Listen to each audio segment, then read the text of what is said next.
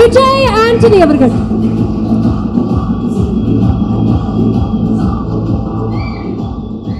Sir sorry sir, நீங்க பேச ஆரம்பிக்கிறதுக்கு முன்னாடி ஒரு வாட்டி பயமா இருக்கே சார் காஸ்டியூம்லாம். என்ன சார் எல்லாம் ப்ரமோஷனுக்காக தான். பின்னாடி கூட பிரிண்ட்லாம் பின்னாடி வருதா?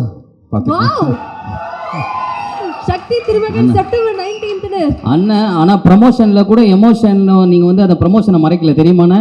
தேங்க்யூ. 19th மட்டும் நீங்க மறைக்கவே இல்லைண்ணே.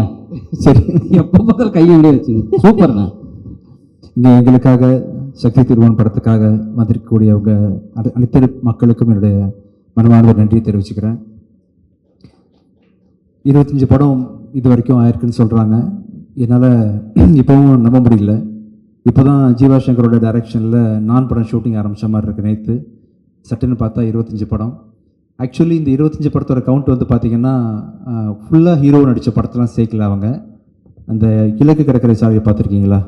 நான் ப்ரொஃபஸராக ஆக்ட் பண்ணியிருப்பேன்ல, பார்த்துருக்கீங்கல்ல? ஆமாம். அதான் அந்த படம். ஆர்ட் ஸ்டுடியோவில் அப்பேர் பண்ணது, சாந்தனு படத்தில் நான் கெஸ்ட் ரோல் பண்ணது, சின்ன சின்ன படங்களில் நடித்த கெஸ்ட் பெர்ஃபார்மன்ஸ்லாம் சேர்த்து 25 கவுண்ட் வந்திருக்கு. ஐ திங்க் நான் வந்து ஒரு 20-19 பண்ணியிருப்பேன்னு நினைக்கிறேன். ஸோ எனிஹவ் எல்லா படமும் சேர்த்து 25 படமாக ஆயிடுச்சு. ஆமாண்ணா. அது 25வது படம் வந்து உங்கள் படமாக இருக்கும்னு சொல்லிட்டு நான் கண்டிப்பாக கனவுல கூட நினச்சி பார்க்கல பிரபு. அதான் நிறைய இடங்களில் சொல்லியிருக்கேன், நான் இது மாதிரி உங்கள் கூட ஒர்க் பண்ணுவேன்னு தெரியாமலே எல்லா இடத்துலையும் எனக்கு பிடிச்ச படம் வந்து அருவி அருவின்னு தான் சொல்லியிருக்கேன். அந்த மலைப்பு போகாத அளவுக்கு வாழும் ஒரு ஒண்டர்ஃபுல்லாக பண்ணியிருந்தீங்க. ஒரு நாள் நான் வீட்டில் இருக்கும்போது ஒரு மெசேஜ் வந்துச்சு. ஆக்சுவலாக அருண் பிரபு கிட்டேருந்து உங்களை பார்க்கணும் சார், உங்க கூட படம் பண்ணணும்னு சொல்லிட்டு.